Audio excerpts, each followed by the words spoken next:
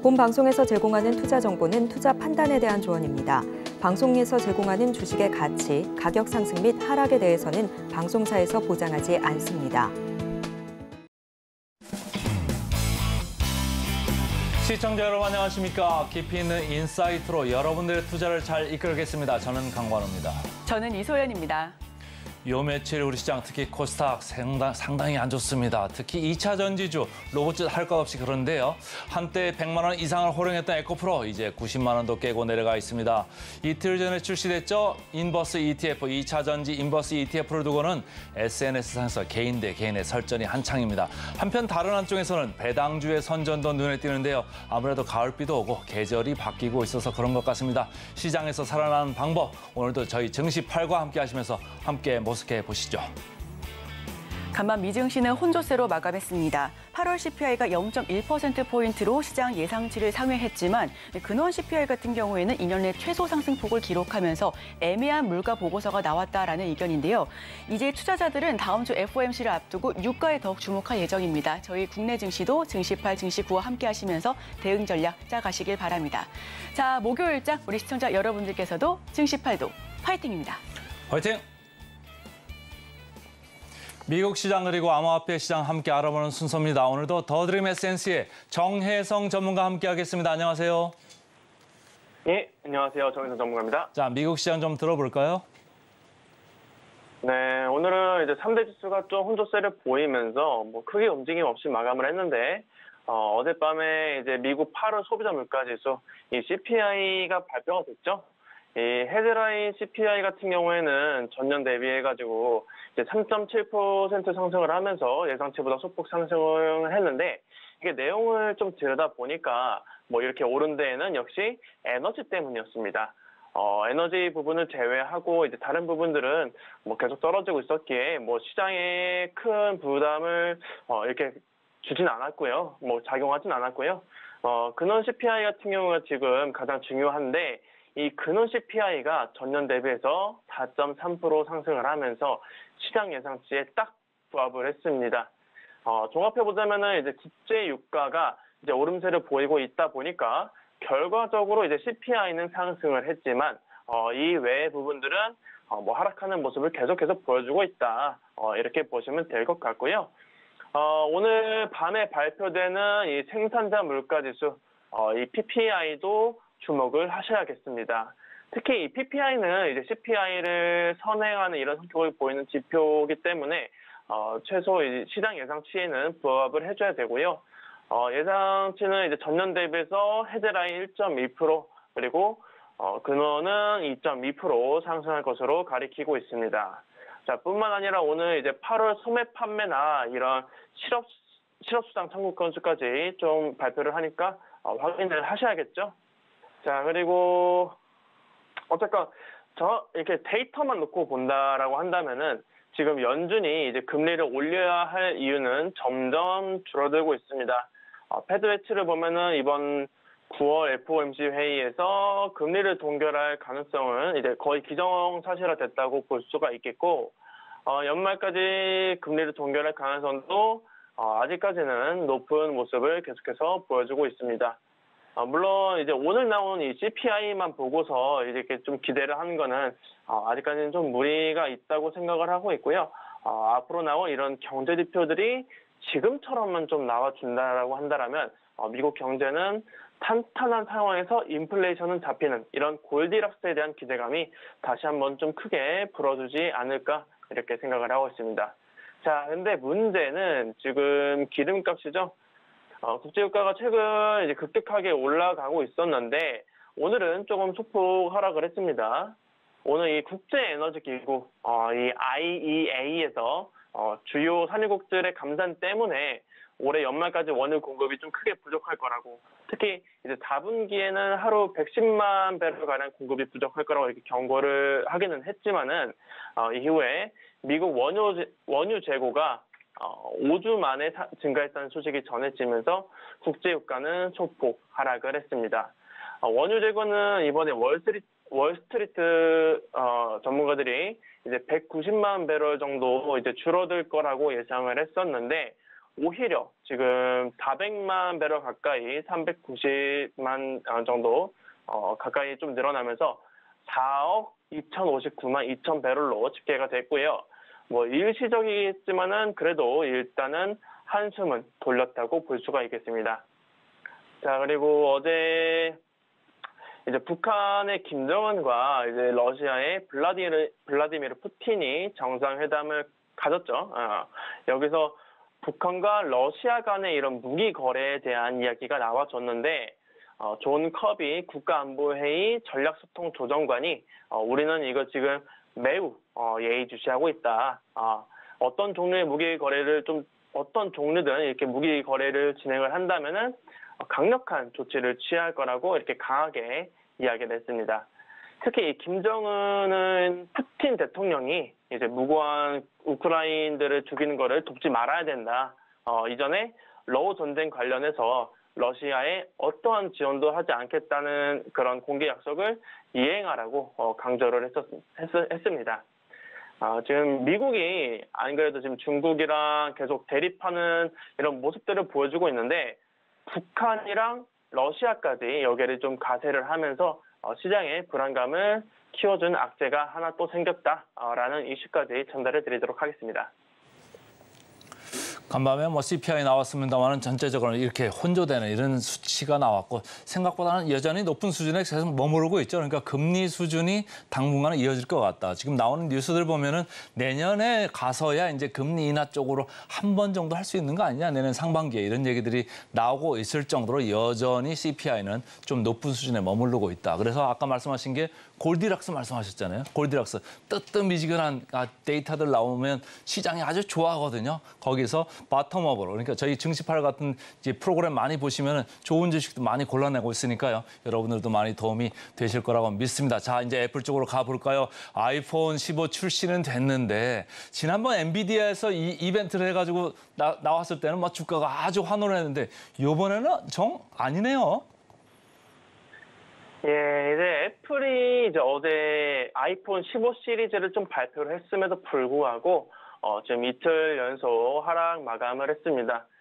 물론 지금 이 아이폰 15 시리즈가 뭐 크게 눈에 띌 만한 변화가 없기도 하고요. 없기도 하기 때문에 이제 시장에서의 반응이 좀 별로였던 것도 있지만 가장 큰 이유는 지금 중국발 악재가 계속되고 있기 때문인 것으로 좀 보고 있습니다.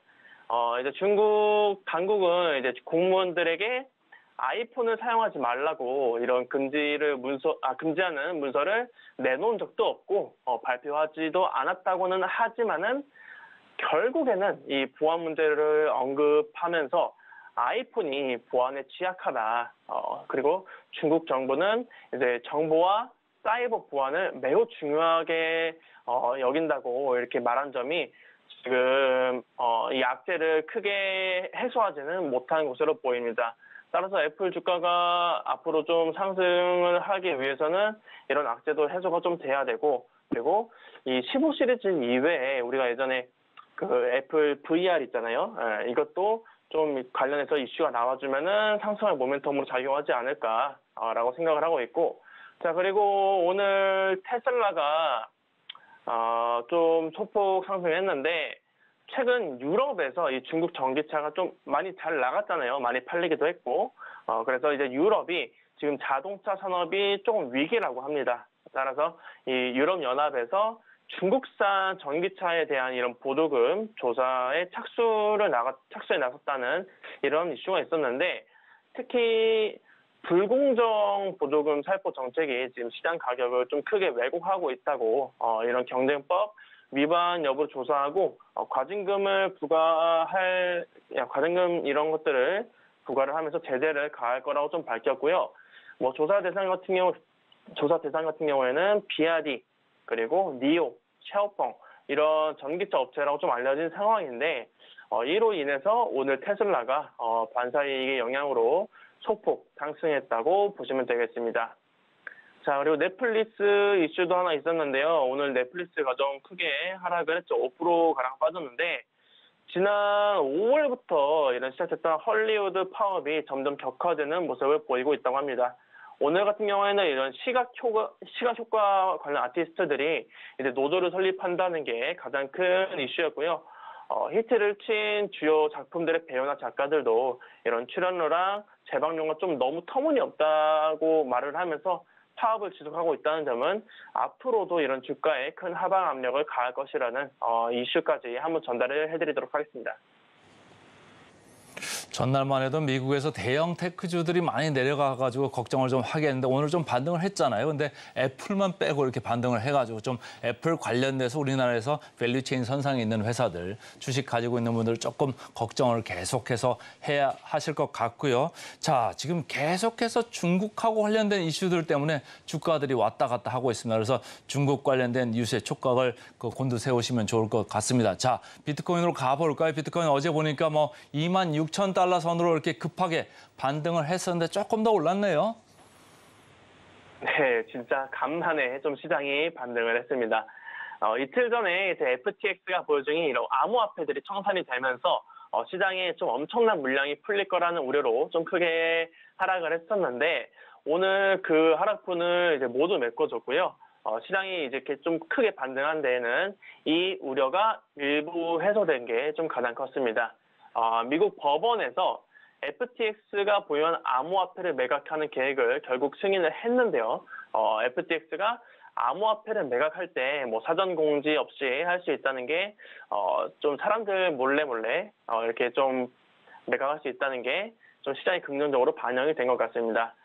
자, 오늘 이제 상승하는 코인들을 보시면은 이제 뭐 50% 가까이 이렇게 상승하는 코인들도 확인을 할 수가 있는데요. 자, 이렇게 좀 투자 유의 종목으로 이제 지정된 코인들은 가능하면 쳐다보지 않는 게 좋겠습니다. 특히 리퍼리움이나 이 던 프로토콜 같은 경우는 이제 26일 날 이제 거래 지원이 종료가 될 예정이라고 이제 상장 폐지가 될 예정인데 그래서 이제 전고점 대비 거의 반토막 이상 났죠. 반토막 이상 하락했었는데 오늘 좀 급등세를 타기는 했습니다.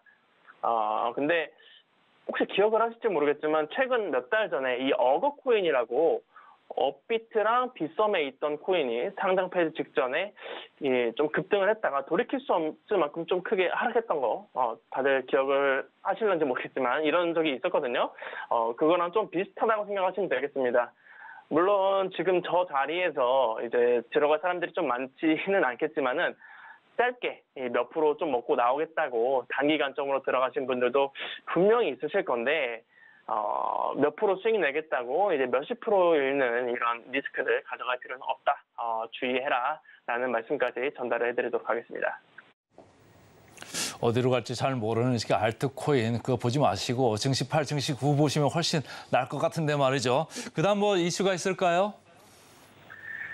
네, 이제 바이낸스 US라고 하는 이제 바이낸스와는 좀 엄연하게 좀 다른 미국 법인이기는 한데 여기서 인력과 지금 사업 운영 규모를 모두 축소하는 모습을 보이고 있습니다.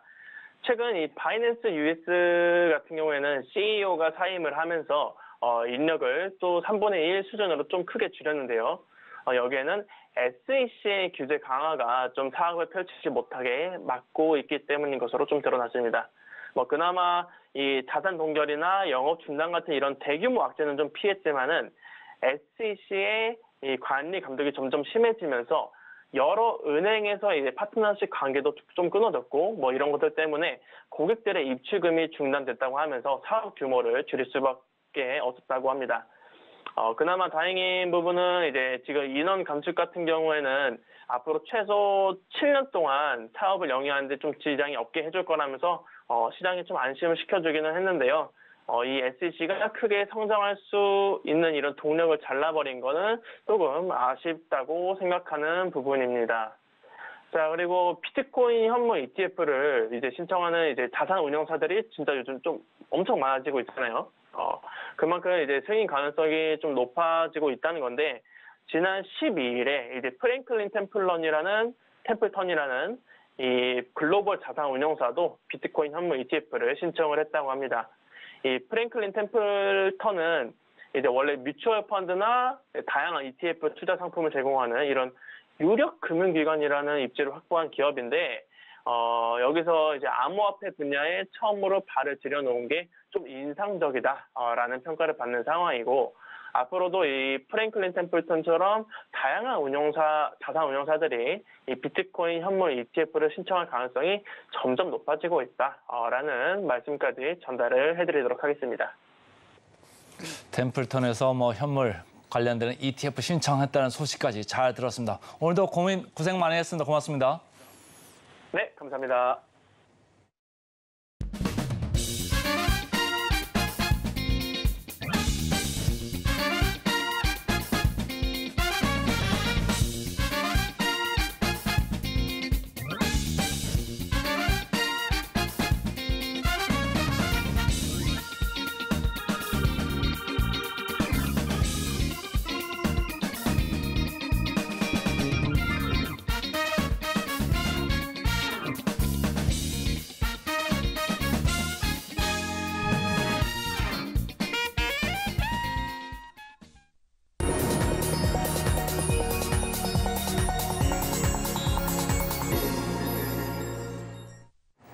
개인 투자자가 아닌 전문가는 장 시작 전 뉴스를 볼 때 어떤 부분에 초점을 맞출까요? 오늘 이분과 이야기 나눠보겠습니다.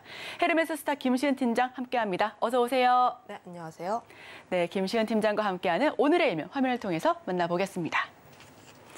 오늘의 헤드라인, 파업 악재 소멸, 현대차 주가 상승 재시동이라는 헤드라인 가지고 와주셨습니다. 현대차 같은 경우에는 통상 8월 즈음에 합의를 시작한다라고 하는데 이 당일에 혹은 그 당월에 합의를 하는 경우는 거의 없다라고 하죠.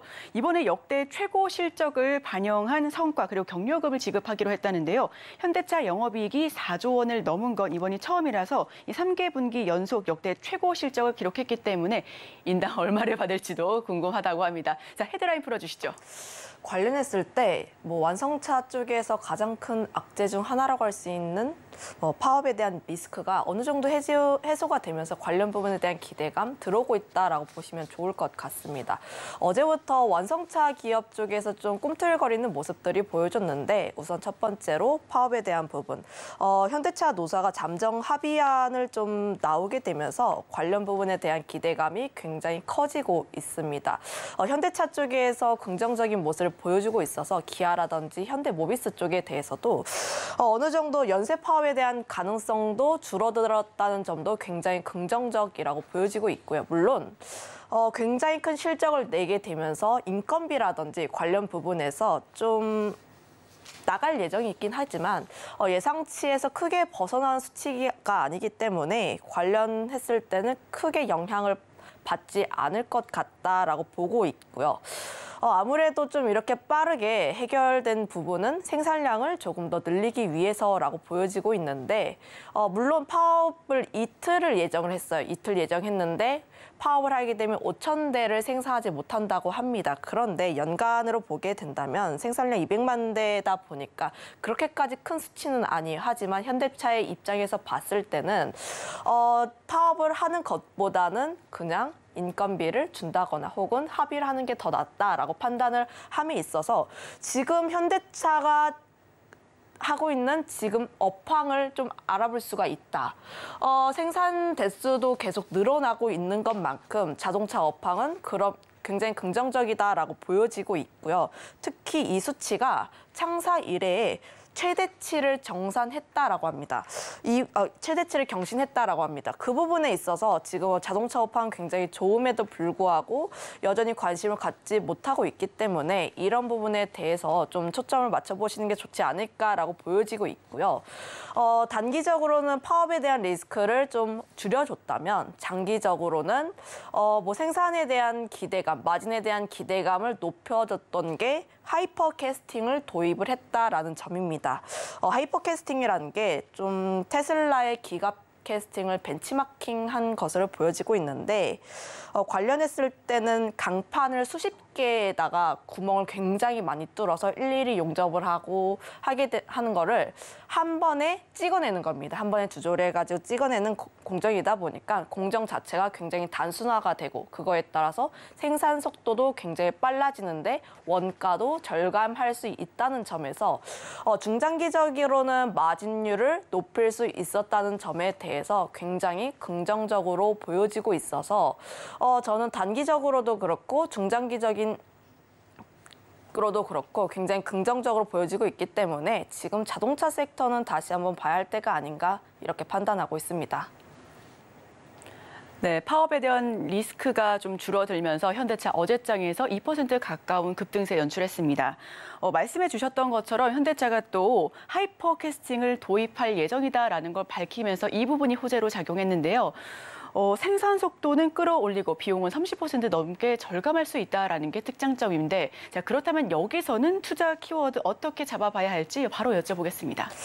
키워드는 실적 뒷받침이라고 보면 좋을 것 같아요. 특히 앞서 얘기를 했다시피 생산량도 계속 늘어나고 있는 것 자체가 지금 현대차가 생산량을 계속 뽑아낼 수 있을 만큼 계속 나간다라고 보여지고 있고, 특히 실적이 그동안 너무 좋았습니다. 1분기 실적 좋았는데 2분기 실적 너무 잘 나왔어요. 특히 현대차로 보게 되면 지금 시총이 40조인데 2분기 영업이익만 4조 나왔습니다. PER로만 봤을 때 뭐 3, 4배.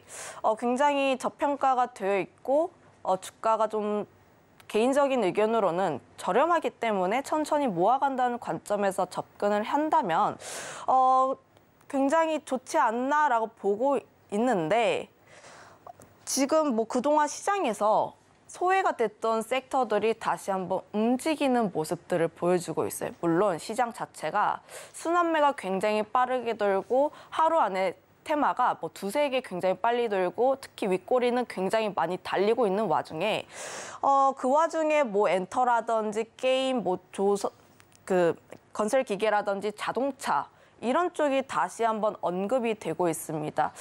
시장이 어려운 와중에 다시 한번 이런 종목군들이 언급이 되고 있는 것 자체가 이 종목군들이 바닥권에서 좀 주가가 부진했지만 그쪽에서 힘을 계속해서 응축을 해서 다시 한번 시장이 좋아졌을 때 올라갈 수 있지 않을까라는 흐름들을 좀 기대를 해볼 수가 있겠고요. 다만 아직까지는 종목별 순환매 장세가 계속 이어지고 있기 때문에 당장은 좋아지진 않을 수도 있어요. 하지만 이 부분에서 실적이 저평가가 되고 있고 힘을 응축하는 것 같은 느낌을 들고 있기 때문에 관련했을 때 이런 부분에 대해서 조금 더 집중을 해볼 필요가 있다. 물론 뭐 트레이딩을 하시는 분들이시야 지금 장에서 굉장히 좋은 수익을 내시겠지만 그렇지 않으신 분들 같은 경우는 지금 시장이 관망을 하시는 게 더 나을 것 같고, 특히 자신이 관심 있는 섹터에 대해서 공부를 더 하시는 그런 시간이기 때문에 그런 측면에서 실적이 좋은 섹터, 실적이 뒷받침이 되는 종목군에 대해서 좀 더 관심 있게 보는 게 낫지 않을까라는 의견 드려보도록 하겠고요. 저는 앞서 이야기를 한 것처럼 자동차 섹터를 굉장히 긍정적으로 보고 있습니다. 물론 뭐 방송에서 이야기를 하시는 분들도 그렇고 자동차 섹터에 대한 뷰가 많이 갈려요. 긍정적으로 보시는 분들도 굉장히 많으시고 아직은 보수적으로 보시는 분들도 굉장히 많으신데, 우선 뭐 자동차 섹터가 좀 2분기 실적 발표 전에 좀 눌렸죠. 눌렸던 가장 큰 이유 중 하나가 꼭지가 아니냐. 1분기 실적 잘 나왔고 2분기 실적 잘 나왔는데 3분기 실적도 잘 나올 수 있느냐에 대한 우려가 가장 컸는데, 저는 이 부분에 대한 것은 좀 과도하다라고 판단을 하고 있습니다. 7월, 8월 데이터 굉장히 잘 나왔고, 뭐 3분기를 보게 됐을 때 7, 8, 9월 데이터를 봐야 하니까 9월 데이터가 좀 남아있긴 하지만 7, 8월 같은 경우 굉장히 잘 나왔고, 환율에 대한 부분이라든지 판가 같은 경우도 굉장히 견조하게 나오고 있기 때문에 이런 부분에 대해서도 저는 실적이 뒷받침이 되지 않을까라고 보고 있고요. 물론 전반적으로 봤을 때 국내 같은 경우는 좀 판매가 부진하기 때문에 판가가 내려갈 수 있다 이런 우려가 있긴 해요. 그렇지만 글로벌 판매 대수를 보게 됐을 때 월간으로 했을 때 계속 늘어나는 수치를 보여주고 있기 때문에 글로벌 판매량은 굉장히 견조한 흐름들을 보여주고 있어서 단가 같은 경우도 굉장히 견조하게 나오고 있기 때문에 Q와 P단에서의 상승세는 계속 견조하게 나오고 있다 이렇게 판단을 하고 있고요. 물론 3분기로 봤을 때 2분기만큼의 실적이 나오지는 않을 수도 있습니다. 하지만 4분기를 좀 보게 되면은 4분기까지 좀 더 봐야 되지 않을까라고 보고 있는 게 4분기가 보통 자동차의 성수기 계절이에요. 판매량도 굉장히 많이 나오고 연말로 갈수록 신차도 굉장히 많이 나오고 있기 때문에 관련했을 때 판매량은 계속 늘어날 수 있다는 점. 물론 C에서의 뭐 프로모션이라든지 이런 부분에서의 부담은 어느 정도 있긴 하지만 그럼에도 불구하고 이런 데이터를 보게 됐을 때 그리고 과거의 사례를 봤을 때 3분기의 실적 꼭지다라는 우려는 너무 과하게 나왔다라고 보고 있습니다. 특히 뭐 2분기 실적 발표한 다음에 현대차와 기아 쪽에서 가이던스를 업데이트를 했는데 그만큼 기업 자체에서 판매량에 대한 자신감을 굉장히 많이 내비친 게 아닌가. 특히 수익성 부분에서 제가 좀 더 집중을 했는데 수익성 부분도 10%대에서 14%, 15%대로 영업이익률도 6.5%에서 7.5%에서 8에서 9%로 상향을 했습니다. 증권가 쪽에서는 뭐 9%대로 9% 이상 쪽으로 조금 더 예상을 하고 있긴 한데 영업이익률이 굉장히 긍정적으로 나왔다는 것에 대해서 좀 좋은 점수를 주고 싶고요. 특히 2분기 실적 발표도 그렇고 영업이익률이 굉장히 잘 나왔음에도 불구하고 아직까지 그렇게 이야기가 되지는 않더라고요. 특히 뭐 기아 같은 경우는 영업이익률 13%대를 기록을 했는데 수치가 테슬라 영업이익률보다 높습니다. 물론 테슬라가 저가 마진이라든지 이런 부분에 있어서 마진율이 좀 많이 낮아지긴 했어요. 하지만 테슬라가 가장 유명했던 것 중 하나가 영업이익률이 굉장히 탄탄하다라는 점이었는데 그 점에 있어서 기아가 이를 뛰어넘었다는 것은 그만큼 마진이 굉장히 좋다라고 볼 수가 있겠고요. 물론 단점으로 보게 된다면 작년 하반기부터 좋아졌다는 점, 자동차에 대한 판매량이라든지 효과가 좋아졌기 때문에 작년 3분기, 4분기로 인한 기저효과는 사라질 수는 있지만 하지만 판매량에 대한 부분으로 보게 된다면 여전히 견조한 수요를 보여주고 있기 때문에 저는 실적에 대한 부분은 지금 너무 과도하다 이렇게 판단을 하고 있습니다. 거기다가 더해서 그다음에 뭐 자동차 섹터에 대한 두 번째 우려는 전기차 쪽에 대한 우려. 실제로 전기차 쪽에서 판매량이 나오냐. IRA 법안 이후에 미국 쪽에서의 점유율이 좀 많이 하락했었는데 이 부분에 대한 우려는 어떻게 되느냐. 저는 지금 개인적인 의견으로는 전기차에 대한 우려는 지금 바닥이다라고 생각을 하고 있습니다. 실적에 대한 부분이 뒷받침이 되어야 하는 거는 시간쯤 어느 정도 해결해 줄 부분이긴 한데 긍정적으로 보고 있는 점은 글로벌 전기차 판매 대수가 조금씩 둔화가 되고 있어요. 둔화가 되고 있는데 아직까지 소비자들의 전기차를 사야 하는 구매 욕구가 그렇게 당기지 않는 것으로 보고 있습니다. 물론 전기차를 사야 하는 이유가 뭐 친환경이다 아니면 뭐 환경이 굉장히 좋다 이런 굉장히 다양한 이유들이 있는데 사실 소비자의 입장에서 환경에 대한 부분보다는 내 개인의 이익, 내 개인의 편익 이런 부분을 좀 더 생각을 하게 되잖아요. 이미 전기차 판매량이 조금씩 둔화가 되고 있는 것은 살 사람들은 이미 샀고 그러면 추가적으로 구매할 사람들을 더 필요로 하는데 그 부분에 있어서 아직까지 전기차에 대한 인프라가 조금씩 부족하기 때문에 이런 부분에 있어서 현대차 같은 경우는 시간을 어느 정도 벌었다 이렇게 판단을 하고 있습니다. 좀 예시로 들어보자면 지금 전 세계적으로 전기차가 굉장히 잘 팔려요. 그런데 현대차가 미국의 IRA 법안 때문에 전기차를 못 팔고 하는 거는 문제가 있을 수가 있습니다. 그 다른 기업들은 굉장히 잘 파는데 현대차만 못 파는 거니까. 하지만 판매량이 조금씩 둔화가 되고 있는 와중에 현기차가 조금씩 잘 못 파고 있는 것은 그럼에도 지금 그렇게까지 최악은 아니다. 바닥은 좀 나오지 않았나 이렇게 판단을 하고 있고요. 거기다가 주가는 이미 어느 정도 반영을 했고 미국 내에서 전기차 점유율도 조금씩 회복하는 모습들을 보여주고 있습니다. IRA 이전에 점유율이 한 12%대 수준이었는데 추세가 계속 상승하고 있는 모습들을 보여주고 있어서 어느 정도 전기차에 대해서 마켓 쉐어도 견조하게 나오고 있다. 물론 리스에 대한 부분이긴 하지만 내연기관 쪽에서의 현기차에 대한 브랜드 이미지가 계속 높아지고 있습니다. 높아지고 있기 때문에 나중에 전기차로의 시대가 전환이 되었을 때 그때 과연 현기가 전기차 쪽에서의 마켓 쉐어를 더 늘릴 수밖에 없다 이렇게 판단을 하고 있어서 저는 전기차에 대한 우려도 지금 과하게 나오고 있지 않나라고 판단을 하고 있어서 전반적인 악재들이 조금씩 해소가 된다는 국면으로 보셨으면 좋겠습니다.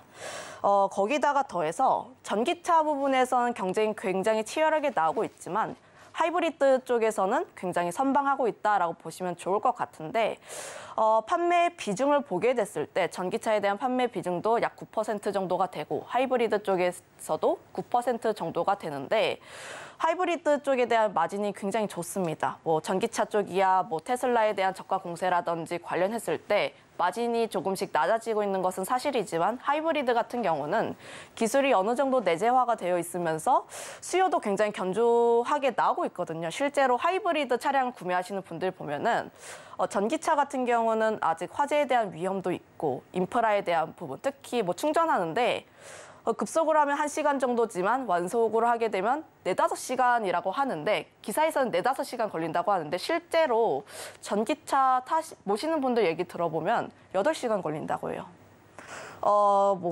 그런 부분을 보게 됐을 때 아직 전기차 같은 경우는 조금 사기가 꺼려지기 때문에 사게 된다면 하이브리드를 사겠다 이러신 분들이 굉장히 많거든요.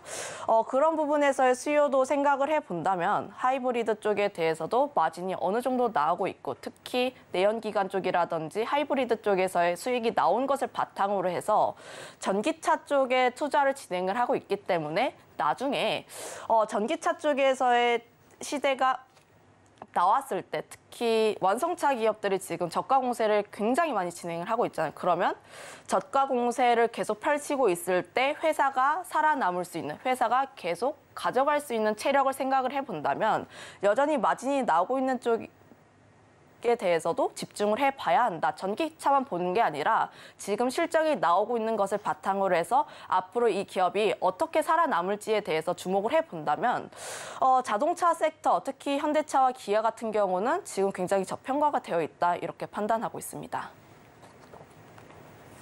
네, 어제 급등이 나온 현대차를 중심으로 자동차 시장 전반적인 이야기를 풀어봤습니다. 실적도 굉장히 좋은데 반해서 주가가 굉장히 저평가되어 있다라는 부분, 실적 피크아웃 우려가 있긴 하지만 이게 과도하다라는 의견까지도 한번 덧붙여봤는데요. 이제 여기서는 수혜 섹터와 이제 종목 이야기로 한번 들어가 보겠습니다. 어떤 종목에 조금 더 주목해야 할지 이제 종목 이야기 들어보겠습니다. 아무래도 자동차 쪽 그리고 부품주 쪽을 보시면 좋을 것 같은데 다만 현대모비스라든지 만도라든지 이런 부품주 같은 경우보다는 대형주 쪽에 조금 더 집중해 보시는 게 낫지 않을까 싶습니다. 앞서 이야기를 한 것처럼 자동차 섹터에 대해서는 사람들마다 뷰가 굉장히 많이 다르기 때문에 아직까지는 전체적으로 공통된 뷰는 아니라는 점. 하지만 자동차 섹터 같은 경우에는 계속 좋아질 수밖에 없고 특히 실적 기반을 했을 때 저평가가 되어 있다라고 판단을 하고 있습니다. 그거에 따라서 실제로 자동차 섹터가 한 번 더 움직이기 위해서는 현대차와 기아, 대장주 쪽에서의 움직임이 계속 나올 필요가 있다라고 보고 있어서 지금 주목해 보신다면 현대차와 기아 천천히 모아간다는 관점으로 보시면 좋을 것 같다라는 판단을 하고 있고요.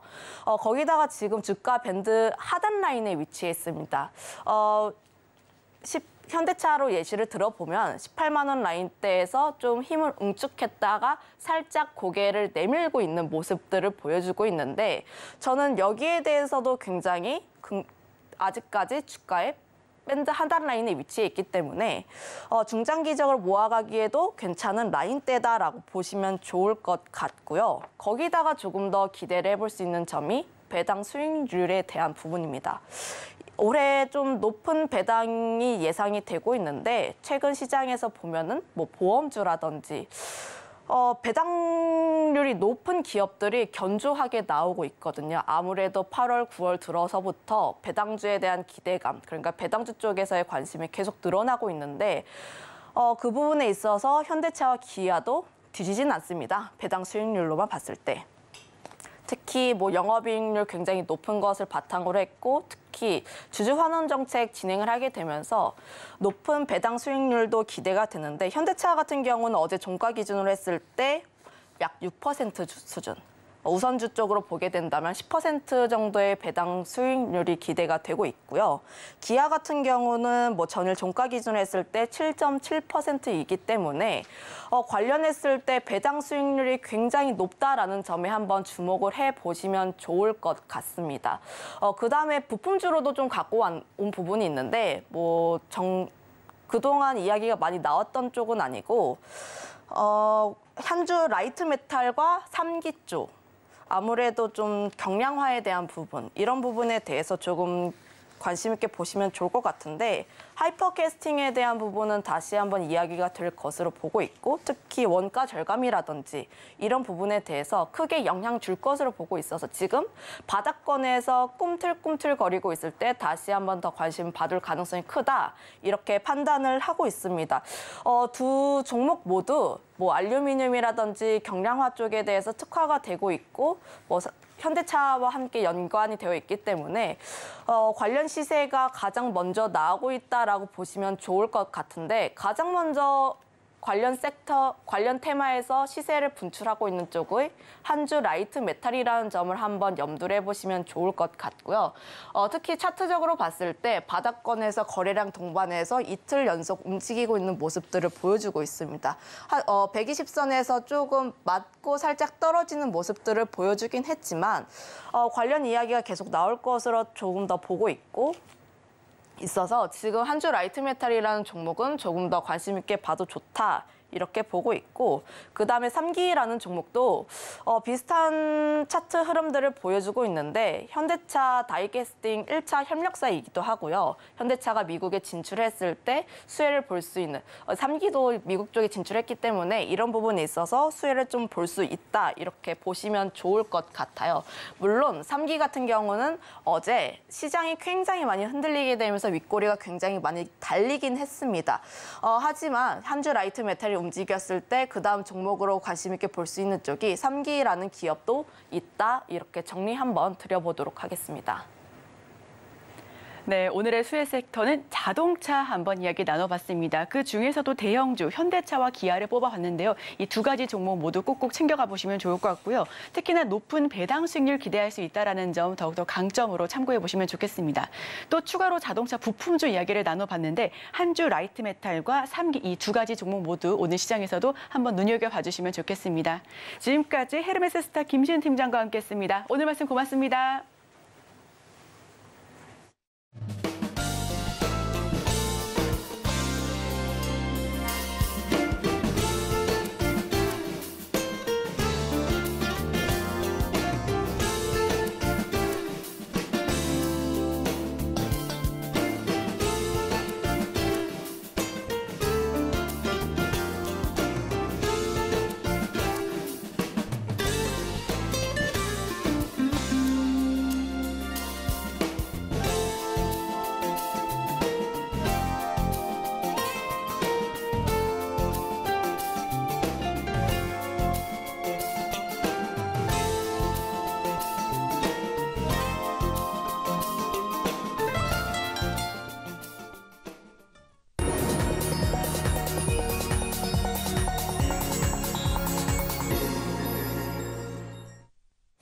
목요일 아침 8시 반 향해 가고 있습니다. 매일 아침 8시 반 저희 서울경제TV에서 센티멘탈 대 펀더멘탈 두 종목씩 말씀을 드리는데 어제는 좀 특이하게도 2차 전지 인버스 ETF까지도 제가 말씀을 드렸죠. 오늘도 좀 화제가 될 게 좀 준비되어 있습니다. 자, 센티멘탈은 오늘 LG전자 그리고 펀더멘탈은 배당주 관련해서 말씀을 좀 드리겠습니다. 자, 센티멘탈 쪽부터 들어가 볼까요?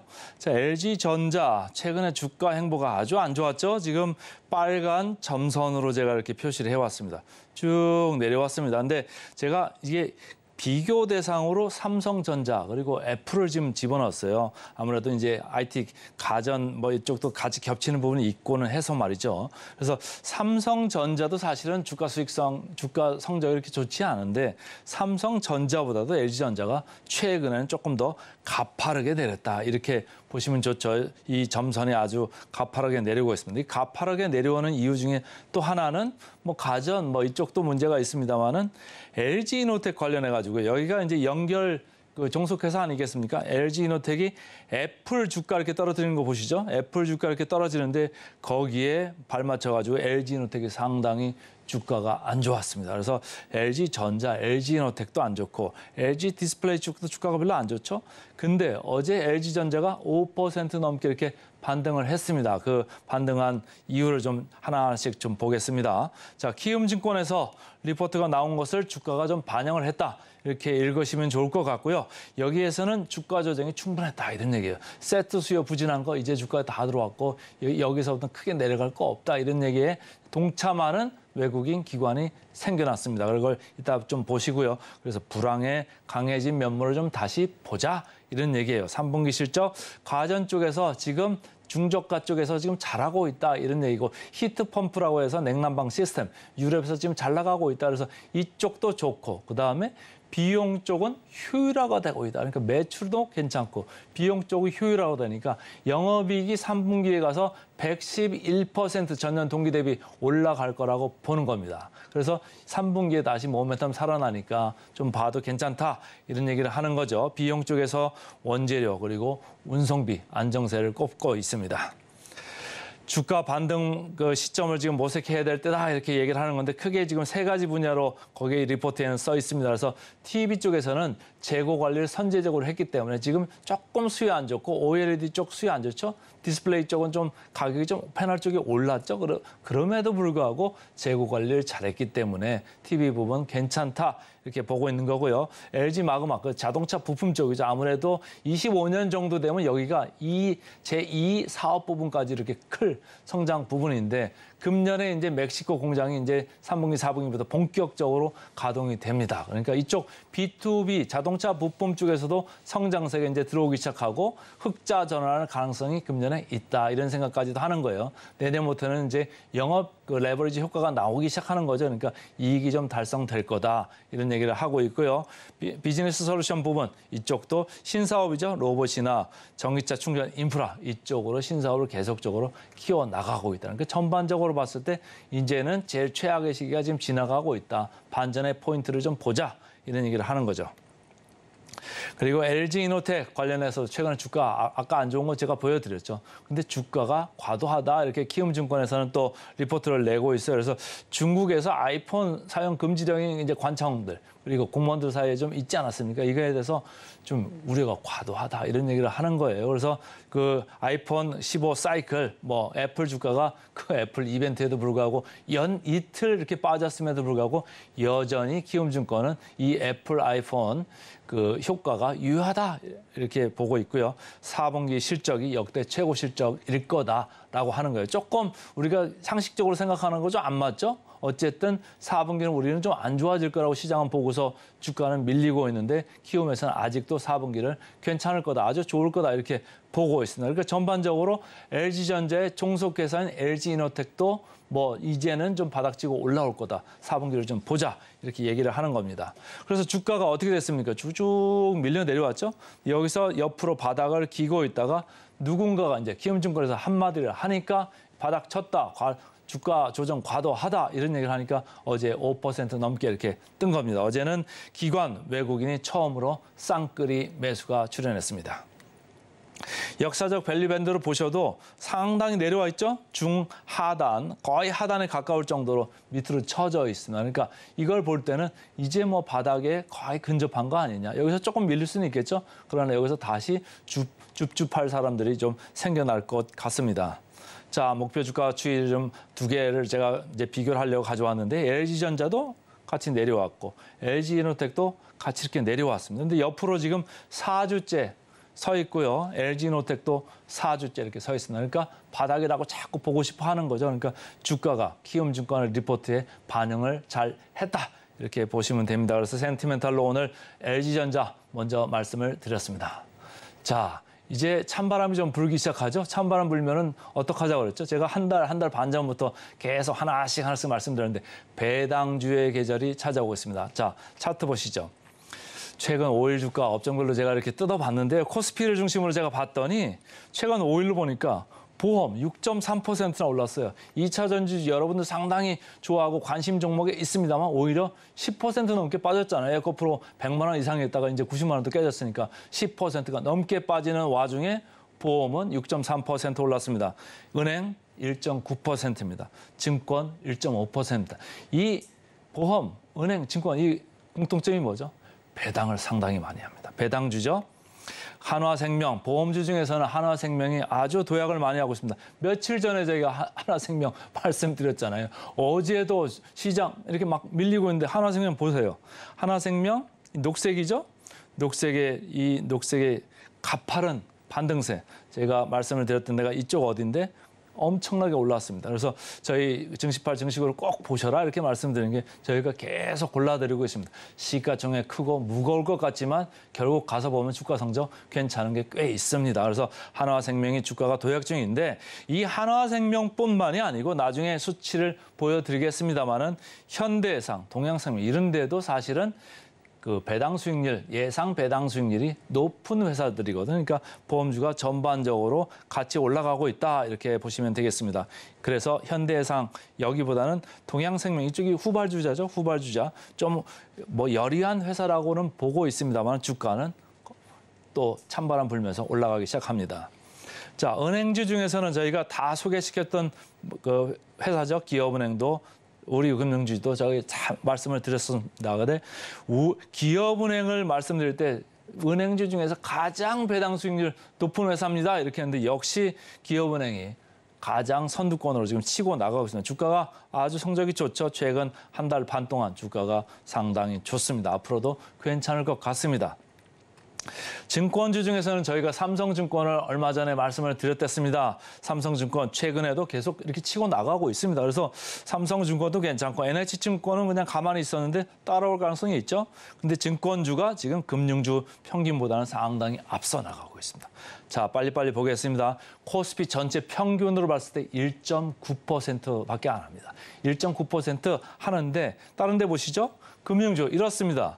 기업은행 9.9%. 우리금융 9.8% 상당히 높죠. 한화생명 7.5%, 삼성증권 7.3%. 근데 한화생명은 이 컨센서스 나온 게 틀릴 수 있다고 제가 어제 말씀을 드렸죠.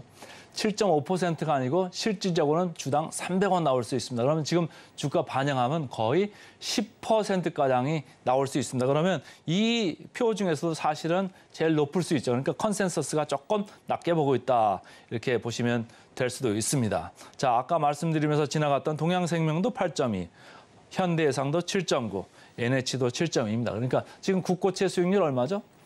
대한민국 국고채 수익률이 4%에 지금 근접하고 있습니다. 그리고 아까 그 김시현 팀장 와서 얘기했습니다만 기아차 배당 수익률 한 5% 내외 하고요. 현대차 한 4% 이렇게 합니다. 거기보다 한참 좋습니다.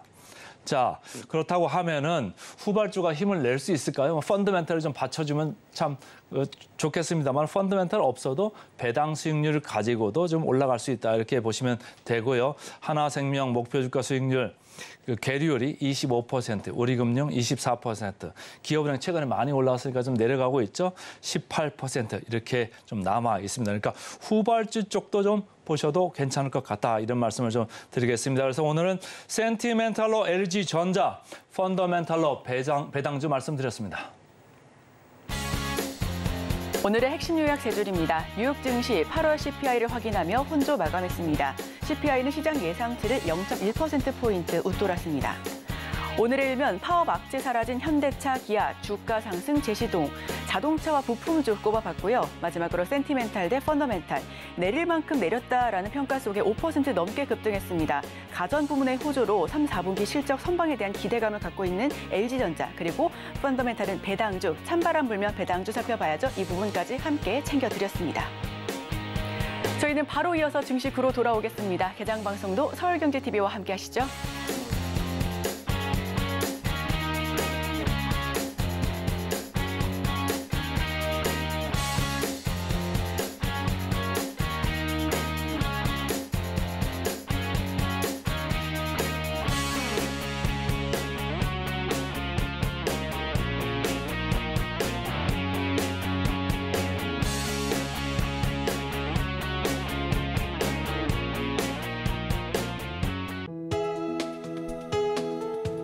본 방송에서 제공하는 투자 정보는 투자 판단에 대한 조언입니다. 방송에서 제공하는 주식의 가치, 가격 상승 및 하락에 대해서는 방송사에서 보장하지 않습니다.